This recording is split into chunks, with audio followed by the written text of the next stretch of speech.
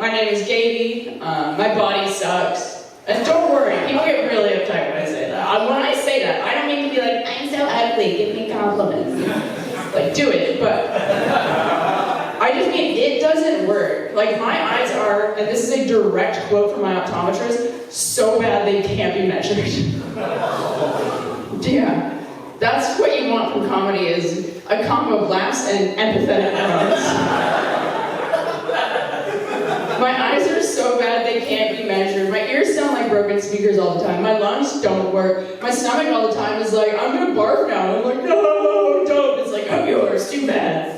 But the worst part about all this, right, is that like, my back hurts all the time, and I don't even have the tits to show for it.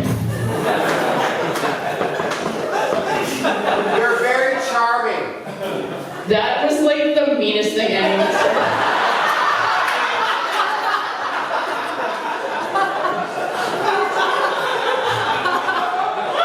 Like, I'll take it, but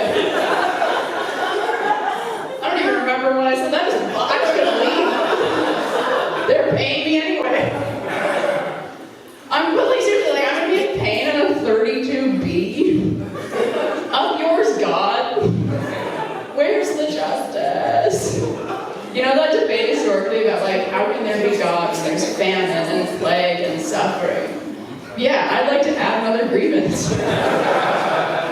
I feel like, you know, because if I stand like this and you put a barbershop quartet straw hat on me, like I turn into a Times New Roman eye.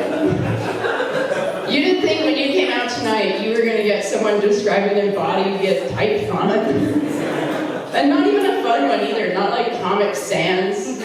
Like, I just describe myself as having serifs. Recently, I was doing a show in Portland, and it was in a basement because I'm doing awesome, and I said that line, and a drunk man in the back yelled out, "Wingdings!" And then he left. And like, there were two parts. First of all, that was the first time I've ever went like, can you complete that heckle? Throw a verb in there while you're at it. And also, which wingding?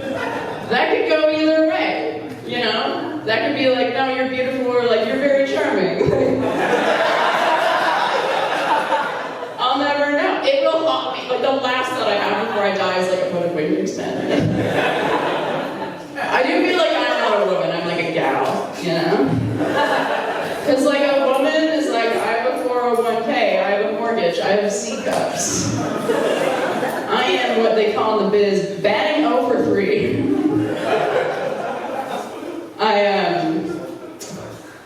Do we dog you every night? That was the lowest energy. You guys are liars. I hate my dog. Dude, you ask for dog people, if there are dog people, they're like, yes! Yes! They're like about to like kick into the door like the Kool-Aid man. No dog person's like, I guess kind of. I do love dogs. Both my lock screen and my wallpaper on my phone. 2 different photos of dogs, neither of which belong to me. But the thing with dog people, right, is like you either spend $3,000 on this beautiful purebred that can trace its lineage back to Louis III because you're a pretentious douchebag. Or you spend a nickel on a 3-legged 13-year-old mutt dying of cancer. And then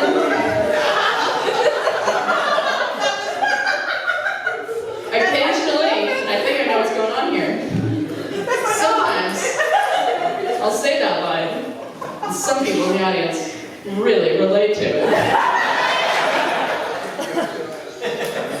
Because you're a self-righteous douchebag. You describe it perfectly. I got you. So far, my favorite and most confused audience members are I don't even remember what line I ended on right there. I might repeat myself. Who knows? Did I mention the Who Said Who sticker on the back of your suit? I didn't.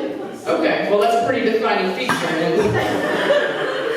My issue with this whole thing, right, is like, first off, it's who saved whom, asshole. I did that joke in England and you would not believe how much the English appreciate proper English grammar. And then I went to New Zealand and I did that I've ever met who don't love that joke. But they do love the line about the English. Everybody does. That's the only thing saving America's ass right now, by the way. I mean, barely. We've one-upped them. But England exists so that we don't always look like totally the worst. And they're doing an awesome job at it. But we're doing an awesomer job at it. But that means they're just going to do even better soon. You wouldn't believe how much that joke crushed at a Welsh cultural center. There weren't even Welsh people in it. It was a bunch of Canadians, but they were like, we're doing our part. On the flip side, have any of you guys ever had a cat fall asleep on your arm, and you're like, this is my 127 hours.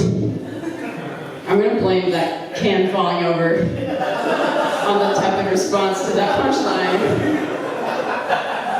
Not to brag, it's pretty consistently good. Because cat law, right, which we've already established, we've got a lot of animal people in here, you guys respect cat law, you're God-fearing people. When a cat's on you, you're like, I guess I live here now, until the cat decides otherwise. And also, I'm gonna assume, almost always when I tell this joke, everyone knows what 127 hours is, but occasionally someone doesn't know what 127 hours is. So just on the off chance, 127 hours, what it was this true story about this guy who was hiking. His name was James Franco. And while he was hiking alone like a moron, he slipped and fell, and his arm got caught on the side of this canyon by this boulder. And he was caught for so long, I don't remember how much time. Very recently, actually, I said that, and a woman in the back was like, it was 127 hours. The joke, understander, is long gone. Let me introduce you to Wingdings, man. Well, he was caught there for so long that he was like, I could cut off my arm to survive. So he did that, and then they made a movie out of it, and James Franco played James Franco. It was really nuts. But I know I wouldn't survive 127 hours. Because, back to the beginning. We've established, I'm kind of smart, but I'm really stupid, so I would figure out, oh, you have to cut off your arm to survive. But then I would cut it off, and I would, I'd cut it off, and I'd look down and realize, oh, you have just cut off your arm below the boulder. Measure twice, cut once. For next time.